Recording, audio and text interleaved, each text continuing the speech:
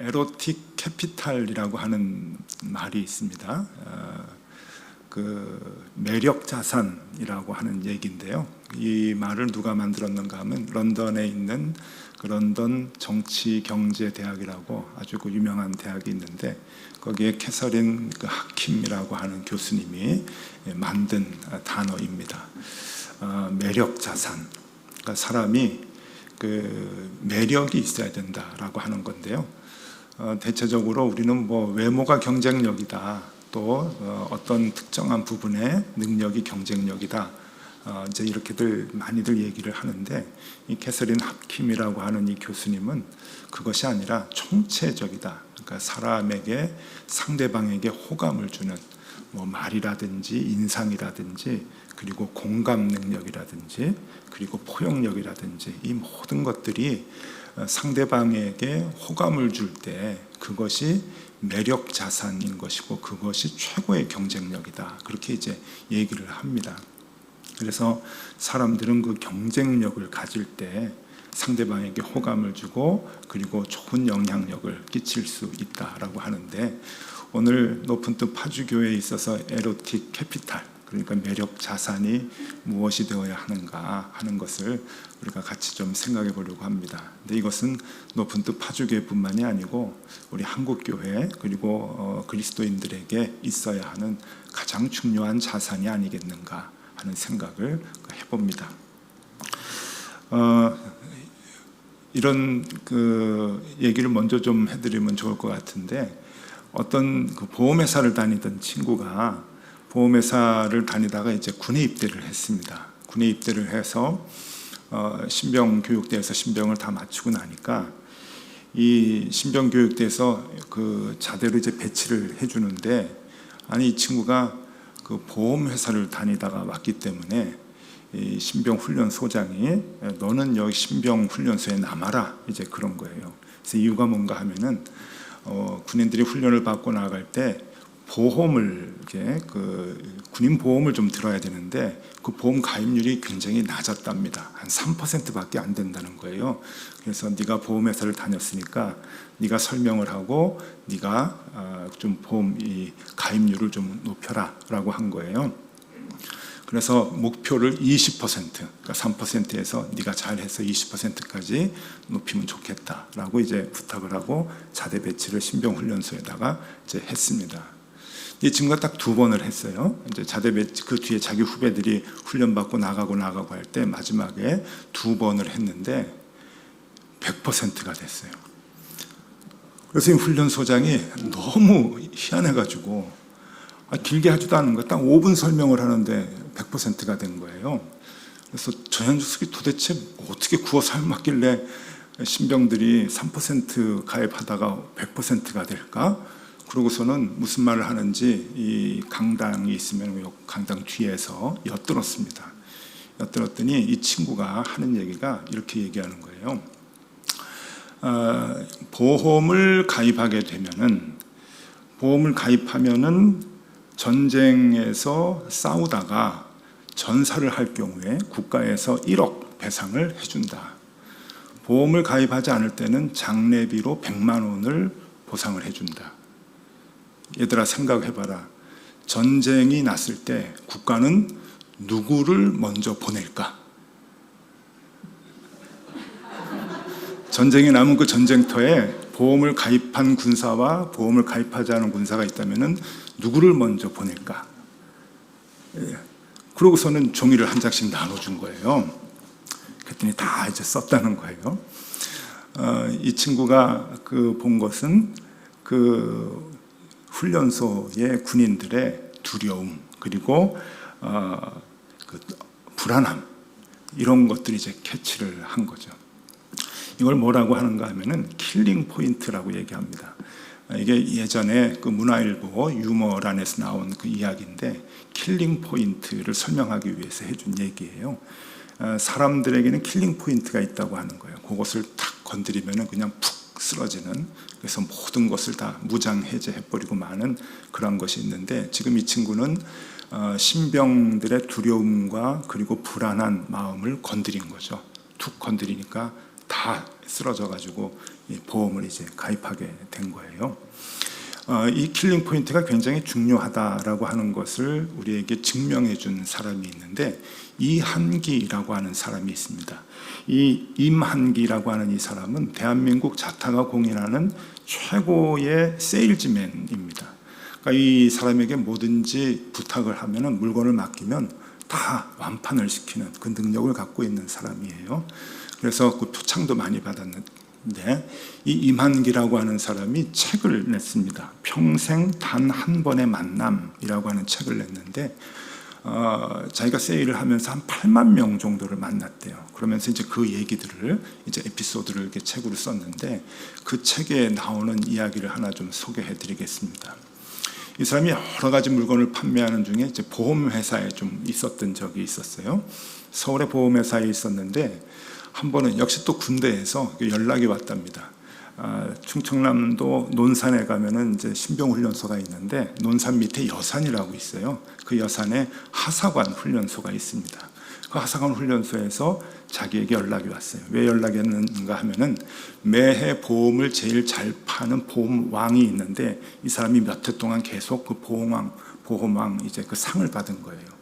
그분에게 이제 연락을 해서, 하사관 학교에 있는 훈련받는 이 하사관들에게 군인 종신보험을 들 수 있도록 와서 팔아라, 너희들이 좀 팔아라 라고 이제 그 허락을 부탁을 한 거예요. 그러니까 보험회사 입장에서는 굉장히 좋은 이제 제안을 받은 거죠. 그런데 그때가 이제 11월 말이었는데, 굉장히 추웠을 때 이 훈련이 다 끝나고 나서 저녁 7시부터 30분을 준 거예요. 그래서 그래도 자기가 좋다 이제 생각을 하고 이제 준비를 하고 내려갔답니다. 훈련소에서 훈련받는 사람이 얼마나 힘들까 하고서 정말 그 사람들에 대해서 얘기할 것들, 보험에 대해서 중요한 것들을 잘 브리핑해가지고 이제 가서 그 사람들 앞에 섰는데, 그날따라 이제 유격 훈련을 받아가지고 심신이 굉장히 피곤했고, 그 피곤한 가운데 저녁을 먹고 씻고 난 다음에 강당에 모였는데, 우리 남자분들은 잘 아시겠지만 11월 말에 난방 안 틀어줍니다. 그러니까 너무 추워가지고 몸은 힘들고 추운데 강당에 500명이 모여서 앉았는데, 그냥 다닥다닥 붙어가지고 추워서 체온으로 서로 이렇게 녹이면서 덜덜덜덜 떨다가 이제 졸고 있었다는 거예요. 이 상황에서 보험을 설명을 해야 되는데 앞이 캄캄해졌다고 합니다. 그 책에서 그분이 하는 얘기가, 정말 많은 것들을 준비하고 왔는데 그 어떤 말도 먹혀들지 않은 상황이라는 거예요. 그래서 큰일 났다 이렇게 속으로 이제 생각을 한 거예요. 그러면서 그 사람이 이제 무슨 생각했냐면은, 가져왔던 모든 준비한 거 다 이제 버리고 자기가 그 500명 졸고 있는, 추워서 떨고 졸고 있는 그 500명 앞에서 자기가 소리를 질렀대요. 뭐라고 소리를 질렀냐면은, 어머니라고 소리를 질렀어요. 어머니라고. 그리고 그 소리를 3번 했답니다. 어머니 어머니 어머니 하고 3번을 소리를 질렀더니 졸던 훈련생들이 다 눈을 떴다 그래요. 그러면서 계속 얘기를 했대요. 여러분, 지금 어머니가 생각나시죠? 우리 같이 한번 불러볼까요? 그랬더니 끄덕끄덕 하더라는 거예요. 그래가지고 자리에서 다 일어납시다. 그래가지고 일어나서 500명이 일어나가지고 복창하는 거예요. 어머니라고 크게 3번을 어머니 어머니 하고 3번을 복창을 하니까, 갑자기 여기저기서 어깨가 들썩들썩거리고 우는 소리가 이제 나기 시작을 했다는 거예요. 그래서 이제 자리를 앉으라 그러고 이제 설명을 했답니다. 여러분들이 훈련을 하다가 다치기라도 하면 여러분들을 위해서 고향에서 늘 기도하는 어머니가 경제적인 부담이 있게 된다. 그런데 여러분들이 어디에서 다칠 수 있는지 모르지 않느냐. 헬기에서 떨어져 가지고 뭐 다칠 수도 있고, 훈련 받다가 다칠 수도 있고, 작전에 나가서 다칠 수도 있고, 그런데 이 보험을 들게 되면은 부모님께 부담을 드리지 않고 다 처리할 수 있게 된다. 그러니까 여러분들의 월급에서 일부분만 계속 이제 입금을 하면 된다라고 이제 이야기를 하고 쪽지를 줬어요. 그날 500명 중에서 400명이 가입을 했다고 합니다. 그리고 보험 총액은 100억, 2,500만 원짜리 보험이에요. 그러니까 100억이 된 거예요. 그리고 자기에게 떨어진 수수료는 3억이었답니다. 10분 만에 이루어진 일이래요. 어마어마한 아무 얘기도 먹히지 않을 만한 상황에서 10분 만에 이 사람은 3억을 벌었어요. 이 사람이 뭐라고 얘기하는가 하면은 킬링 포인트를 얘기하는 거예요. 킬링 포인트. 그 괴롭고 어려운 훈련소에서 그 훈련병들의 킬링 포인트는 어머니였다는 거예요. 고향에서 아들을 보내놓고 매일매일 기도해 주시는 그 어머니, 그 킬링 포인트를 탁 건드리니까 400명이 그냥 확 이제 쓰러진 거죠. 그러면서 그분이 아주 중요한 얘기를 합니다. 킬링 포인트는 학습이 돼서 얻어지는 것이 아닙니다. 우리의 모든 분야에서 킬링 포인트가 필요하겠죠. 아마 직업 중에 가장 킬링 포인트가 필요한 직업 중에 하나가 광고 홍보 쪽 이제 사람들이 아닐까 생각이 들어요. 그건 카피 한마디에 사람들을 확 죽여야 되는, 옆구리를 찔러야 되는 그러한 그 직업이잖아요. 우리 목사들도 마찬가지고요. 짧은 시간에 듣는 사람들을 그냥 이렇게 죽게 만드는 그러한 그 기술들이 있어야 되는데, 어디 홍보하는 사람들하고 목사뿐이겠습니까? 모든 분야가 이 킬링 포인트가 필요한데, 중요한 것은 이분이 하는 얘기는 킬링 포인트는 학습으로 되는 것이 아니다. 학습을 어느 정도까지는 되지만 결국 그것을 뛰어넘는 것은 사랑이라고 하는 거예요. 사랑. 그 사람에 대한 관심과 그 사람에 대한 연민을 갖고 있지 않으면은 그 킬링 포인트를 볼 수가 없다는 거죠. 그러면서 가장 중요한 얘기를 합니다. 킬링 포인트는 러빙 포인트다. 그 얘기를 해요. 사람을 사랑하는 것이 사람을 죽이는 거라는 거예요. 킬링 포인트와 러빙 포인트는 정반대되는 개념 같지만 그 사람의 얘기는 같은 개념이라고 하는 거죠. 그 사람을 절대적으로 사랑하지 않고서는 그 사람의 필요가 무엇인지, 그 사람이 뭐를 간절히 바라는지, 그 사람이 뭐에 약점이 있는지 그것을 알아낼 길이 없다는 거예요. 그건 공부해서 학습으로 되는 것이 아니라 사랑만이 가능하다라고 하는 것이죠. 사랑. 그러고 보니 여러분, 예수님이 한마디로 우리들을 죽이는 것은 바로 사랑 때문이었던 것 같아요. 그 러빙 포인트가 바로 킬링 포인트가 되는 것이죠. 우리 그리스도인들에게 가장 필요한 게 무엇일까 생각하면 역시 지금 부족한 것은 러빙 포인트가 아닌가 생각이 들어요. 러빙 포인트가 없으니까 킬링 포인트가 없어요. 그러니까 자꾸만 사람들을 제압하고 죽이려고 힘을 키우잖아요. 교회 세를 키우고, 교회가 어떻게 하면 더 세상적인 능력을 가져서 압도하고 압제할까, 그들보다 위에 있을까, 그 생각을 하게 되는데, 그러니까 교회들이 다 망하고 교회들이 남들을 죽이기는커녕 업신여김을 당하고 있는 것, 오늘의 현실이 아닌가 봅니다. 오늘날 그리스도인들과 교회에 가장 필요한 게 무엇인가? 그것은 사랑이죠. 러빙 포인트. 세상을 향해서 사랑하는 마음을 갖고 이웃을 끝없이 사랑하고자 하는 그 마음을 가질 때 킬링 포인트가 거기서 나올 수 있는 거죠. 우리에게 가장 필요한 것이 무엇인가? 오늘 하나님께서는 우리에게 사랑이라고 얘기해 주십니다. 손해보는 것 같지만 아니에요. 이것이 이기는 것이고, 다 내주는 것 같지만 아닙니다. 이것이 사람들을 얻는 것이죠. 사랑밖에는 없습니다. 사랑이 우리에게 필요한데요. 이제 교회가 세워졌단 말이죠. 이제 3년째가 되기는 하지만 이제 교회가 세워질 때 비전도 있고요. 그리고 또 능력도 필요하겠죠. 비전을 많이 교회 공동체가 함께 가져야 될 텐데, 여러분, 비전도 필요하고 능력도 필요하고 예산도 필요하고 인원도 필요하겠죠. 그러나 가장 필요한 것은 사랑입니다. 사랑. 그것을 배제하고서 다른 것 아무리 많이 갖춰도 일이 되질 않아요.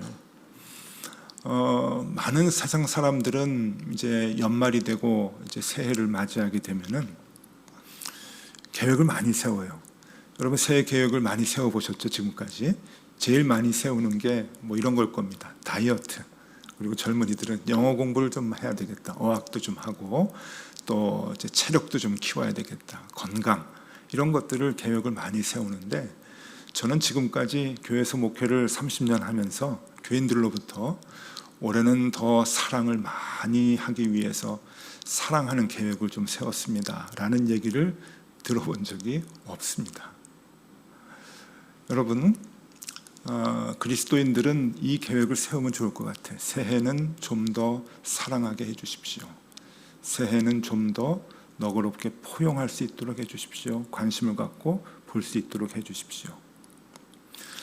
어제 높은 뜬 덕서교회는 연말 당회를 마쳤는데 내년도 표어를 위로라고 잡았습니다. 위로, 사랑이죠. 코로나 때문에 2년 동안 너무 고생을 했는데 우리가 교회에서 이제 사랑하고 위로를 좀 해드리면 좋겠다 하는 그 마음을 이제 잡았는데, 제가 30년 목회를 하면서 왜 사랑을 이제 처음 하자고 생각했을까 하는 반성을 했어요. 이게 가장 중요한 건데 왜 이제서야 이 사랑이 필요한 것을 알았을까?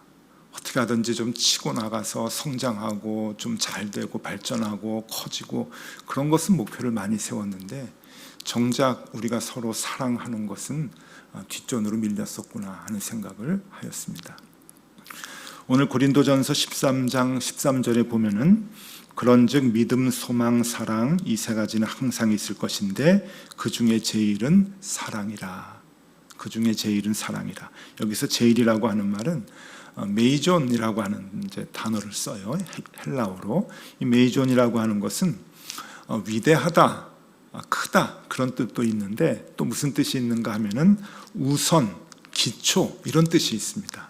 그러니까 그 중에 제일은 사랑이다라고 하는 것은 사랑이 제일 소중하다라고 하는 것이 아니라 사랑이 기초가 되어야 된다라고 하는 거예요. 믿음과 소망도 필요한데 그 밑바닥에 먼저 사랑이 있어야 된다. 그러니까 이제 피라미드로 생각을 하면은 사랑이 기초가 되어서 그 위에 믿음이 세워지고 그 위에 소망이 세워져야 된다라고 하는 그러한 얘기죠.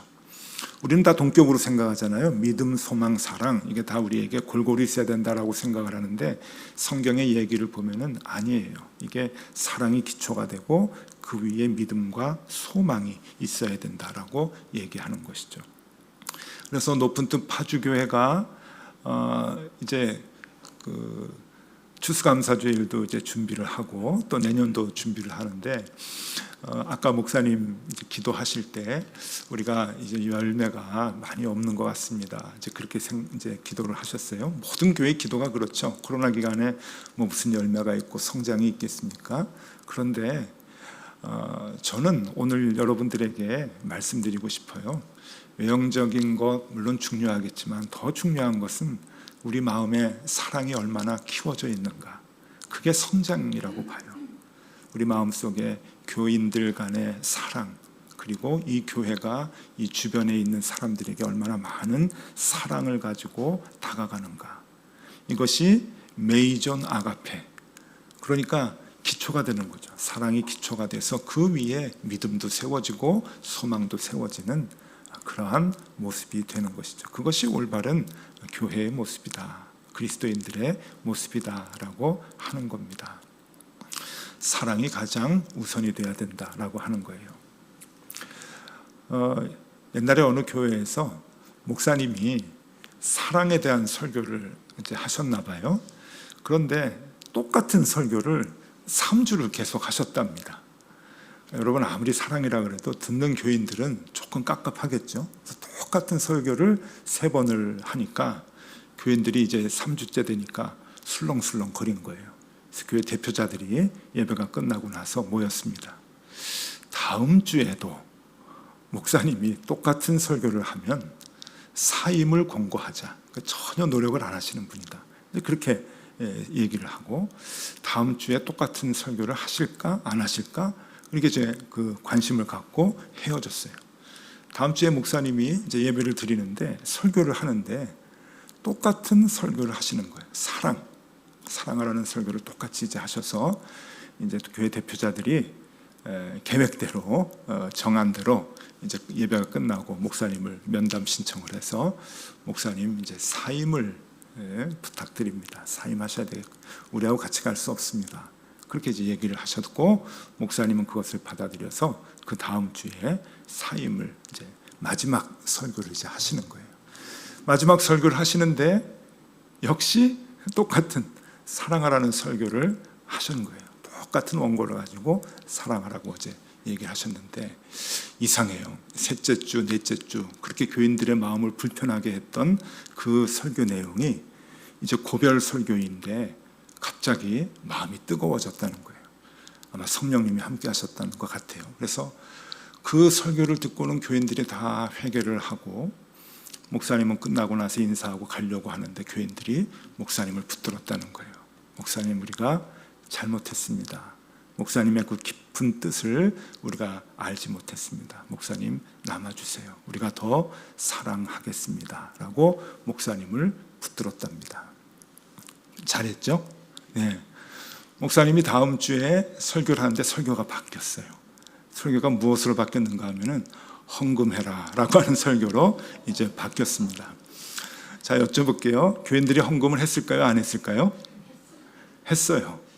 안 하면은 한 달 내내 또 설교 헌금을 하시니까 설교를 그러니까 무서워가지고 헌금을 잘 했답니다. 그 다음 주에는 봉사해라 설교를 하니까 또 열심히 봉사를 했대요. 봉사 안 하면 봉사하라는 설교를 또 한 달간 하실 거 아니에요?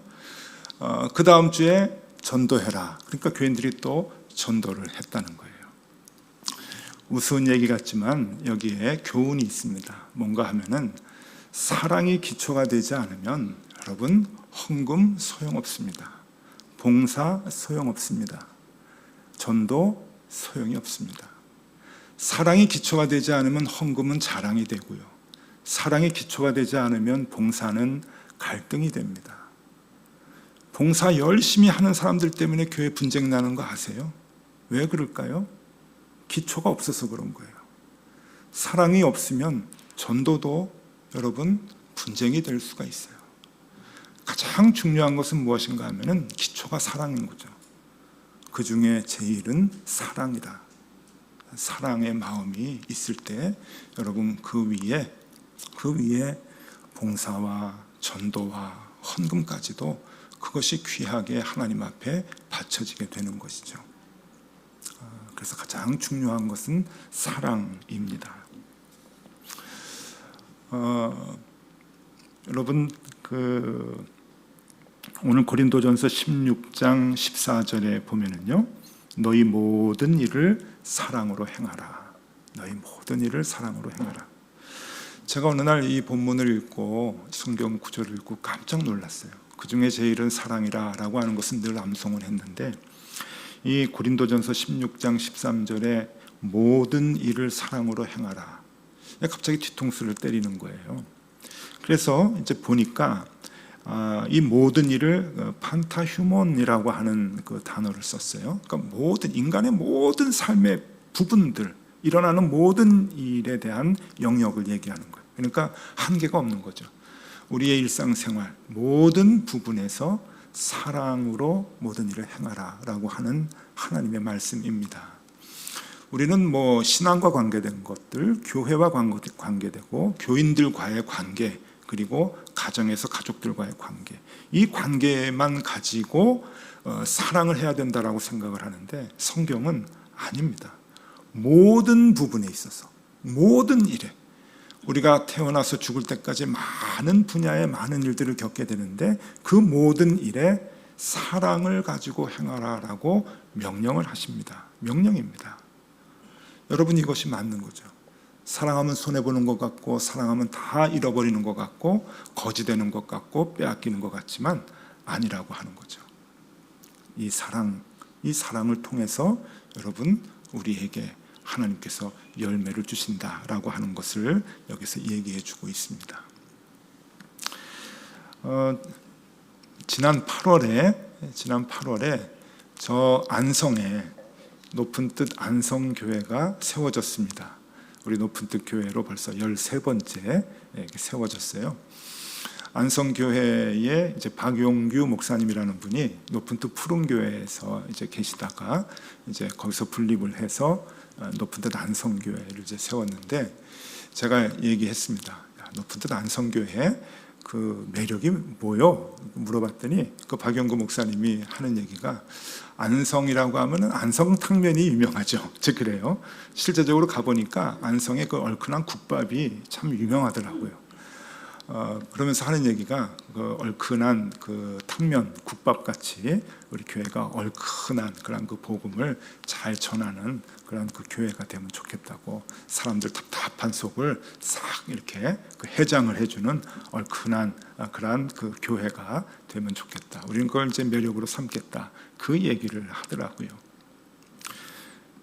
여러분, 높은 뜻 파주교회는 뭐가 매력일까요?